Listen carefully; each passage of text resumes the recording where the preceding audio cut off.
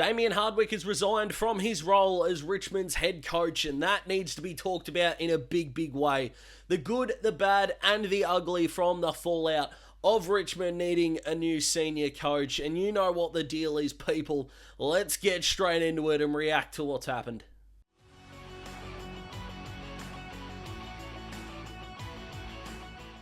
Now, this isn't going to be the most graphical or probably even, best looking video, but it is a conversation piece and it needs to happen. So whether you think that's worthy of an apology or whatever, that's just what it is. This is going to be me talking to you about what I think, and then I'm going to go. That's kind of what this video is going to be. I've already done 4 recordings on other platforms before this, so I'm a little bit up and about anyway.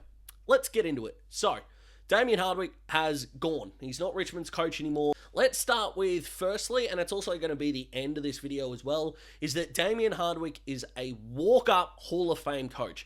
The man coached 3 premierships in 4 years, and if it wasn't for that bloody American, as a lot of Richmond fans are calling Mason Cox, we would have seen a 4-peat. I'm convinced of this. We would have seen a 4-peat in an 18-team competition, which would be crazy. Absolutely insane. So, no matter what the rest of this video entails, that is my true opinion. Dimma Hardwick is one of the best coaches of the modern era. No ifs, buts, or arguments against it. That is a fact.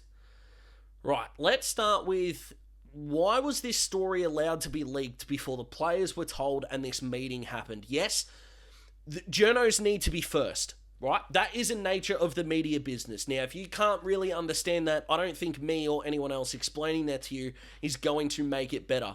But that's just a fact. You get the story, you break the story. I get that. I'm actually not mad at Tom Morris. Well, not for this. Anyway, what I'm mad about is who at Richmond is telling the journos they no longer have a coach before the blokes that are playing for the coach know. That is blatantly unacceptable and not okay. Now, Tom Morris and everyone else has done the right thing by going with the story, but they shouldn't have been told the story in the first place. This is something that I'm really passionate about. The game is for the fans. The game is for the players. The players deserve to know. Someone coming in, someone in the public, telling you that your boss has lost their job is not the right way to do it in any other industry bar sport. It's crazy, it's silly, I don't understand it, and I hope whoever leaked this story, Richmond find out about it and they lose their job.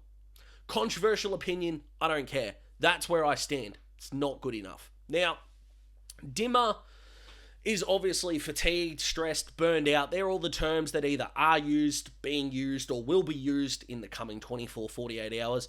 And that's understandable. Now, I really hope this comes across as balanced as it looks, because there is no doubt that Dimma is burned out for 2 reasons. One, this is, I think, his 14th season in the job.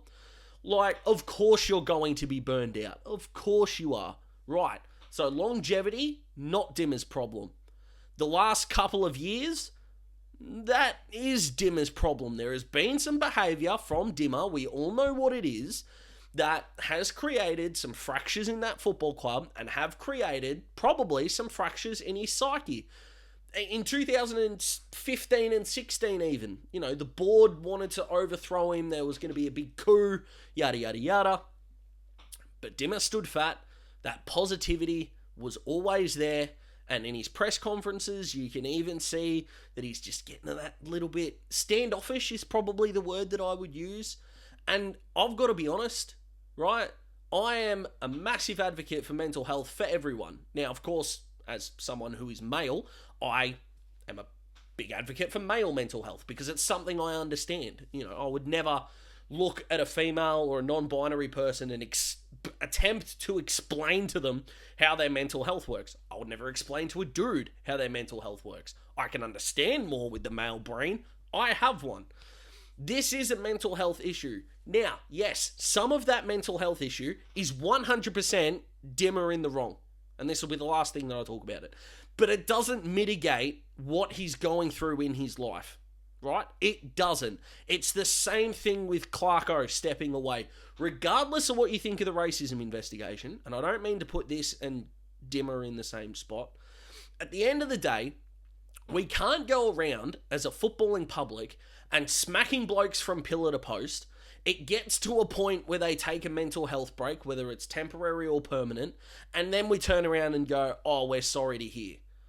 That the way that the world works in that way is not okay, is not good enough.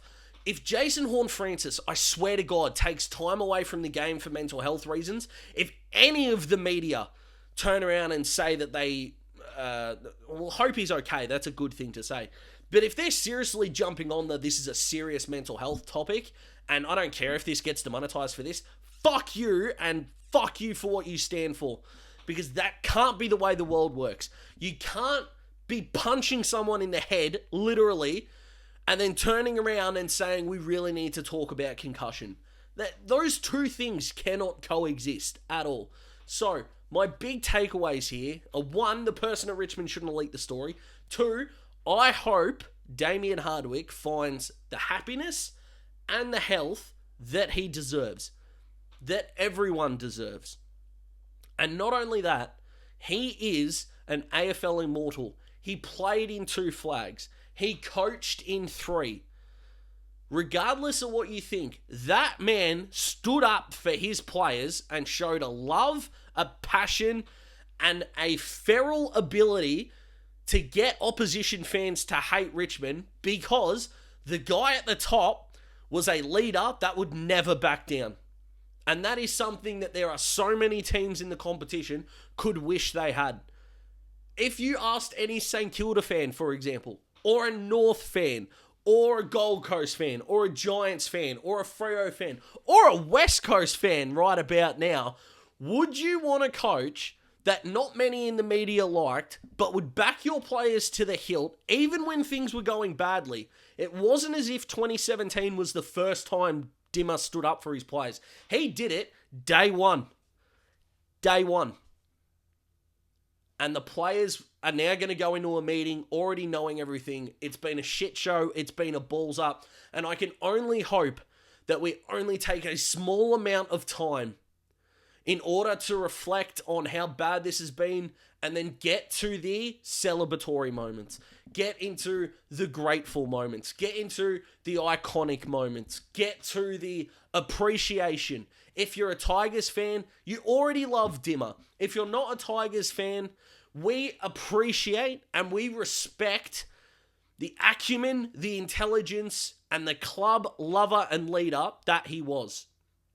Simply put, by the end of the year, I'm pretty confident that Dimma Hardwick is going to be remembered in a very, very good way by nearly everyone. And I say nearly everyone because if you ever say anyone and put everyone in the same box, they'll come at you sideways. And that's not what we want. But at the end of the day, the fact that we now have Hawthorn did it to Clarko. Now, yes, Dimma did it to himself. But it is a little bit saddening now that we have had 2 of the best coaches of the modern era, definitely the 2 best coaches of the modern era, probably the 2 best since Dennis Pagan, have both left mid-year under circumstances that every single footy fan wishes was better. It's a little bit sad. Footy will be a little worse off without Dimma Hardwick in it. But when the time comes and he's doing much better for himself, then it's a win. What happens here for the Tigers? They'll get their interim coach. They'll look for another one. Who that person might be. It could be internal.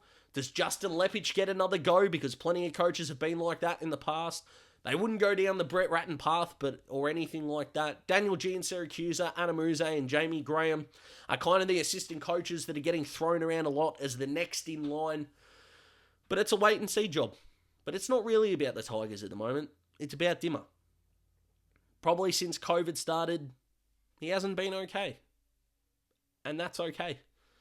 But what he is a giant of the game, an absolute prick that everyone deserves to love and respect because he never backed down. And there's no real higher praise than that. He's a Hall of Fame coach. He's a Hall of Fame leader. He's a Hall of Fame clubman at Essendon, at Port, and at the Tigers, and I wish him all the best. What do you guys think about this? Comment below, let me know. Like the video. If you like the video, subscribe to join the Daz Talks Footy family. You're going to be getting 3 videos this week because I'm throwing this out as early as I can. Tomorrow is going to be the same video that was posted today, so if you want to check it out again, I'd really appreciate that. And then another video will be coming on Wednesday as well. Hope you enjoy, guys. Take it easy. Goodbye.